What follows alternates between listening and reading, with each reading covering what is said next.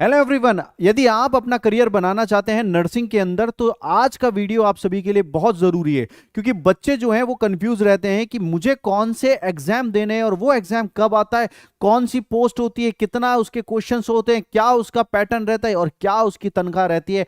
आज के वीडियो के अंदर मैं आप सभी को बताने जा रहा हूं कि जो हिंदुस्तान के अंदर जितने एग्जाम्स होते हैं जिसके अंदर आप एज अ नर्सिंग ऑफिसर आप परस्यू कर सकते हैं और अपना करियर बना सकते हैं, उन सारे एग्जाम्स के ऊपर हम बात करने वाले हैं। और डिटेल में थोड़ा बात चलेगी कि कौन कौन से एग्जाम्स को आप क्लियर करके कहां कहां नौकरी पा सकते हैं और उस नौकरी से आपको कितना कितना फायदा मिलने वाला है। तो आज का जो क्लास रहने वाली है इसके अंदर आज मैं आपको बताऊंगा नर्सिंग करियर्स। और नर्सिंग करियर सबसे ज्यादा इंपॉर्टेंट, क्योंकि हर एक नर्सिंग स्टूडेंट की एक मन में आत्मा होती है और वो आत्मा यही बोलती है चिल्ला चिल्ला के कि मुझे करना है, नर्सिंग ऑफिसर बनना है। तो सबसे पहली बात लेकर के चलते हैं। पहला, आप ये चीज देखिएगा, सेंट्रल नर्सिंग एग्जाम्स होते हैं। कुछ exam central government carry out कराती है। ये exam staff nurse, nursing officers दोनों पोस्ट के लिए होते हैं। तो लगभग 5,000 प्लस वैकेंसीज, और इन वैकेंसीज में उतरने वाले 1 लाख से प्लस एस्पायरेंट्स होते हैं जो हर साल इन एग्जाम्स को देते हैं। तो क्या आप भी इनमें से एक है?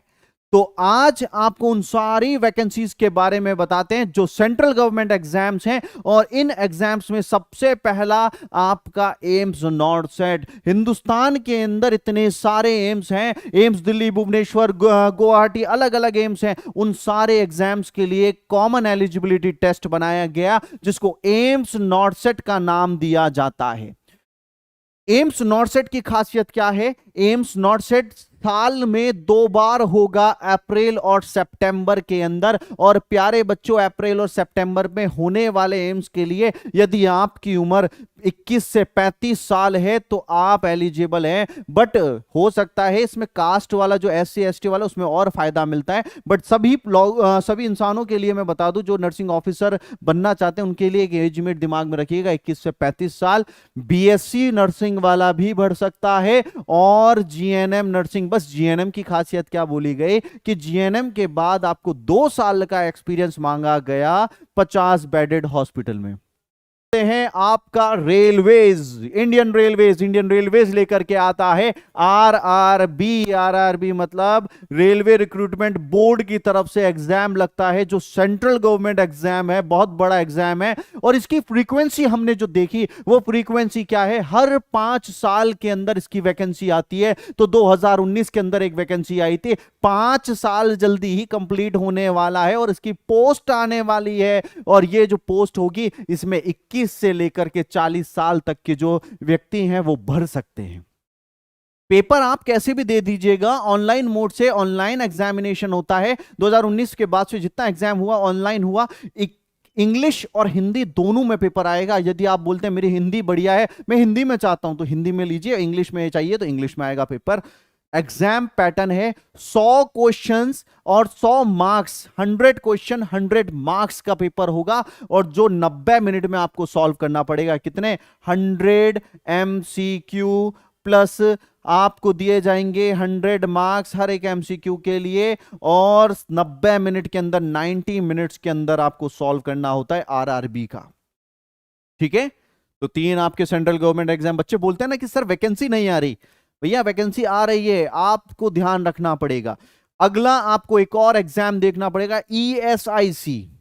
ESIC हिंदुस्तान में होने वाले बेहतरीन एग्जाम्स के अंदर गिना जाता है, जिसके अंदर आप वेरियस, आप क्या है, पोस्ट के लिए अप्लाई कर सकते हैं। ESIC की फ्रीक्वेंसी हम देखें तो हर 1 in 2 ईयर, साल में मतलब 2-2 साल में इसका पेपर लग जाता है। कभी को थोड़ा बहुत एक अनफॉर्चुनेट होता है, ऊपर नीचे हो जाए, बट लगातार अगर प्रीवियसली देखें 2-2 साल में कुछ ना कुछ पोस्ट आती रहती है। बम्पर वैकेंसी आ जाए बढ़िया है, नहीं तो 100, 150 ऐसी पोस्ट आती है। बट ESIC आने वाले समय में एक बड़ा, एक अनुमानित है कि ESIC का बहुत बड़ा पेपर लगने वाला है और major group of nursing officers वो रिक्रूट करेंगे। इसके अंदर आप देखिए 21 से 37 साल तक की उम्र मानते हैं। तो 21 से 37 साल प्लस आपका अगर क्वालिफिकेशन BSc नर्सिंग है, GNM तो मांगते हैं GNM plus 2 years BSc nursing, ये बट पेपर जब देखेंगे हम, पेपर जब आएगा उसमें 125 क्वेश्चंस आते हैं और 125 क्वेश्चन 125 मार्क्स के होंगे। कितने? 125 क्वेश्चन 125 मार्क्स के होंगे और जो टाइम आपको दिया जाएगा 120 मिनट का टाइम दिया जाएगा। अरे बच्चों कितने टाइम दिया जाएगा? 120 मिनट का टाइम दिया जाएगा। इंग्लिश और हिंदी दोनों मोड के जरिए होगा और ये आपका, आप इसको ऑनलाइन मोड के जरिए देखेंगे कि ऑनलाइन मोड में तो ईएसआईसी की वैकेंसी आने वाले समय में, क्योंकि मैं आपको एक बात बताता हूं, हेल्थ सेक्टर है, हेल्थ सेक्टर ईएसआईसी के हॉस्पिटल्स है, पेशेंट्स उन हॉस्पिटल में जा रहे हैं, स्टाफ है, बट पेशेंट की क्वांटिटी बढ़ती जा रही है, आने वाले समय में बढ़ती चली जाएगी, तो रिक्रूटमेंट उन हॉस्पिटल में मस्ट है और वो होगा।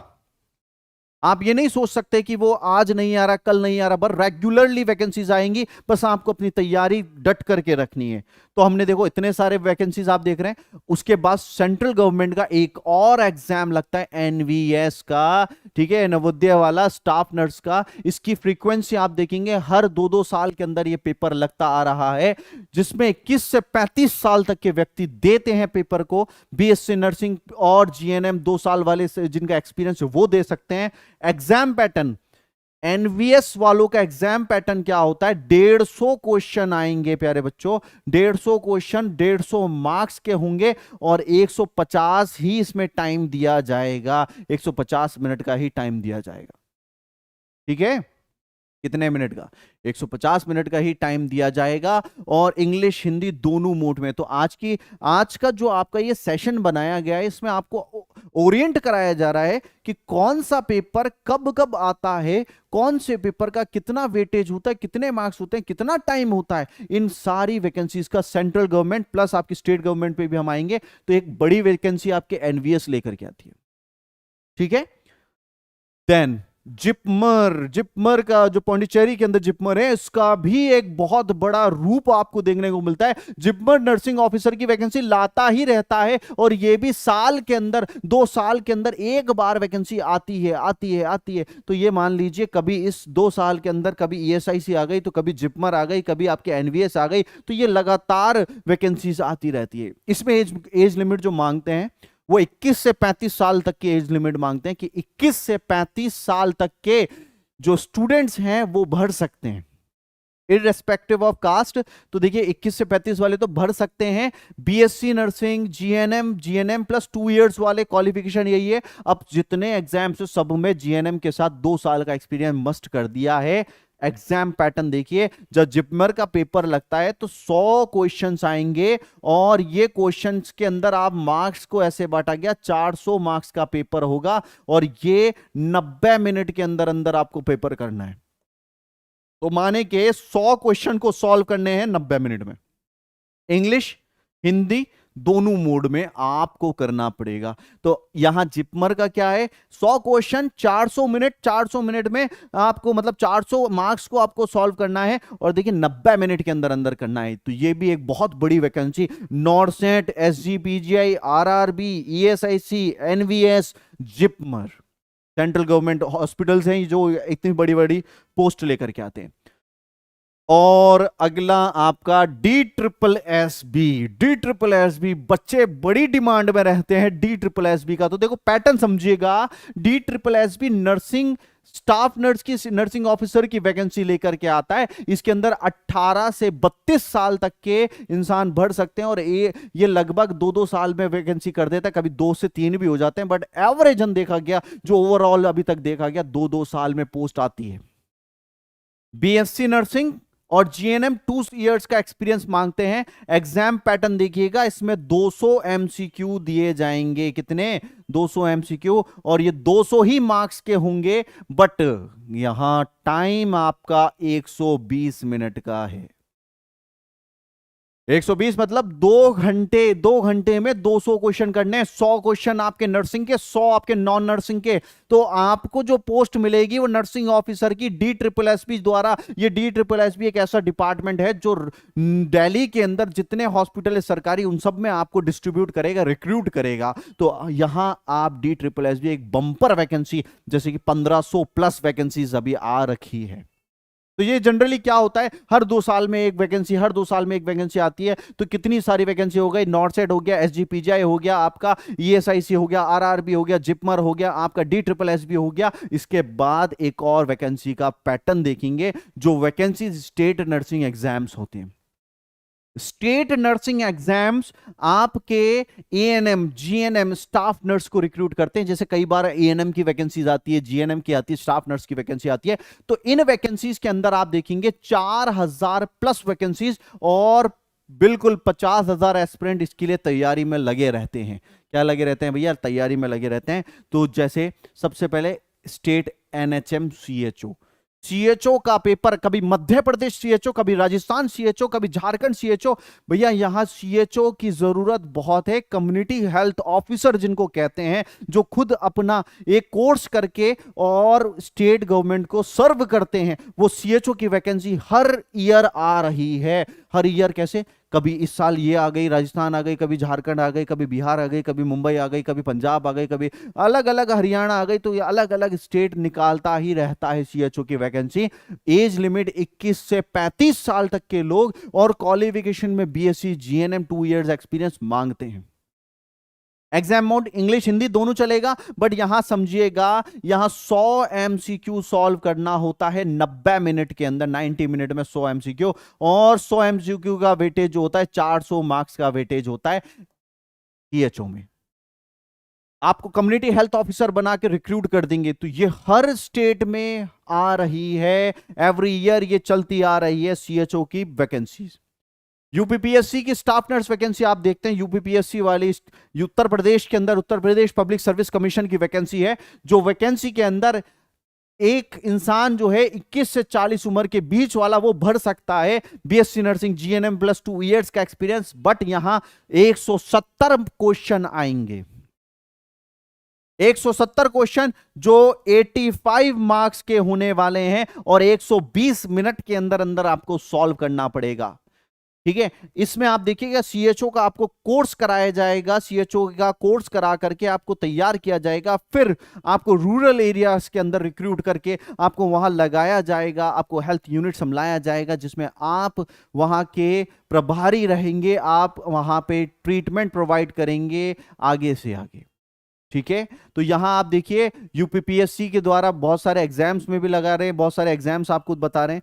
चलिए, इसके बाद आती है यूबीटीआर स्टाफ नर्स का एग्जाम, जो हर साल होता है। ये आपके उत्तराखंड की वैकेंसी है। एज लिमिट 21 से 42 साल तक, बीएससी प्लस जीएनएम मांगते हैं, BSc GNM plus 2 years experience. और क्वेश्चन जो आएंगे 200 क्वेश्चन, 200 मार्क्स, 180 मिनट में सॉल्व करना है। इंग्लिश हिंदी दोनों में हो सकता है। इंग्लिश में चाहिए आपको पेपर, आप पेपर कर लीजिए, इंग्लिश में चेंज हो जाएगा।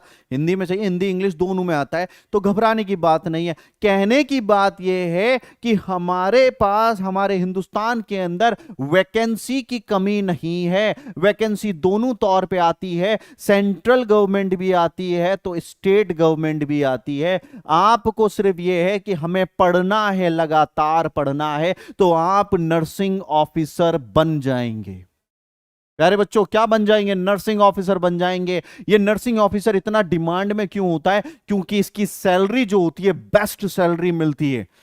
बिल्कुल बेस्ट सैलरी मिलेगी नर्सिंग ऑफिसर की, कि एक नर्सिंग ऑफिसर 7th लेवल पे होता है सेंट्रल गवर्नमेंट के। सेंट्रल गवर्नमेंट का 7th लेवल का मतलब होता है कि गवर्नमेंट के जो एक लेवल्स होते हैं ना, जैसे क्लर्क हुआ, कोई 1 लेवल पे, 2 लेवल पे, 3 लेवल पे, ऐसे लेवल में 7th लेवल पे है। मैं आपको रिवील करता हूं कितनी सैलरी होती है एक सेंट्रल गवर्नमेंट ऑफिसर की। लेवल 7 पे सैलरी देखेंगे कि उसका बेसिक जो होता है 44,900 से चालू होगा, प्लस उसको वेरियस अलाउंसेस मिलेंगे। ये तो उसका बेसिक है भैया। बेसिक मतलब कि यहां से इतना, ये नीचे का जो है वो कैलकुलेट होता रहेगा। मान लीजिए आपका 1 साल बाद प्रमोशन हुआ, बेसिक आपकी बदल जाएगी, 46,000 हो गई। उसके बाद ये सारी चीजें भी बदल जाती है। जैसे कि मैं आपको एक रफ आइडिया देता हूं। बेसिक आपकी 44,900 है, तो उसमें आपको डियरेंस अलाउंस मिलेगा 21,000 की समथिंग, ऊपर नीचे हो सकता है 500, 600, 1000 रुपए, बट 21,000 आपको वो मिलेगा। हाउस रेंट, हाउस रेंट ऐसे मिलता है आपको, ग्रुप में बांटा गया, X city, Y city, Z city. तो अगर आपकी कोई मीडियल एक मतलब मेट्रो चलने वाली सिटी है तो लगभग 8,000 मिल जाएगा। कहीं बहुत बड़ी एक बिल्कुल बड़ी सिटी के अंदर है जिसका पॉपुलेशन ज्यादा ही है तो उसमें आपको 26-27 हजार रुपए भी मिल जाते हैं। कई छोटी गांव की तरह सिटी है तो 4,000 भी मिल जाता है। तो लगभग ये मान सकते हैं 4 से 27 हजार तक तो रेंट मिलेगा घर का। ट्रांसपोर्ट अलाउंस आपका 5,256 रुपए, जो एक मीडियम सिटी के अंदर माना जाता है, इसको कम और ज्यादा भी होता है। दूसरी बात, नर्सिंग अलाउंस मिलते हैं। नर्सिंग केयर के 7,200 रुपए, ड्रेसिंग अलाउंस जो होते हैं आपके 1,800 रुपए होते हैं ड्रेसिंग अलाउंस। टोटल मिलाएं तो आपकी सैलरी 90,000 से ऊपर की तरफ पहुंच जाएगी। कितने से ऊपर? 90,000 से ऊपर पहुंच जाएगी। जैसे जैसे आपके टाइम गुजरेगा, 1 साल गुजरा तो इंक्रीमेंट लगते लगते ये सारी चीजें आपकी बदलती जाएगी, बट कभी भी कम नहीं होगी। कम की तरफ नहीं जाएंगे, ज्यादा की तरफ ही जाएंगे। प्यारे बच्चों, ये एक सैलरी पैकेज है जो सेंट्रल गवर्नमेंट आपको प्रोवाइड करती है। यदि आप सीएचओ भी हैं तो सीएचओ के अंदर भी आपको 40-45 हजार रुपए आपको सीएचओ के तौर पे मिलता है। और ये वेरियस वैकेंसीज आप सभी के लिए वेट कर रही है, क्योंकि आप सभी को आज की इस सेशन के अंदर मैंने बताया कौन सी वैकेंसीज होती है, कितना एग्जाम का क्वेश्चंस आते हैं, कितने एमसीक्यू करने हैं, कितने टाइम में करने हैं। ये सारी बातें हमने आज डिस्कस करी। तो आप सभी के लिए यही कहेंगे कि अपनी पढ़ाई में लग जाइए और आपके साथ आपका पीडब्ल्यू नर्सिंग वाला और उनकी फैकल्टीज आप सभी के साथ लगी हुई हैं। बस होना क्या है, आपका और हमारा एक साथ होना है। इसी कॉम्बिनेशन में आगे बढ़ते रहिएगा और आगे एग्जाम्स को क्रैक करते रहिएगा। मिलेंगे आप सभी से। जय हिंद साथियों।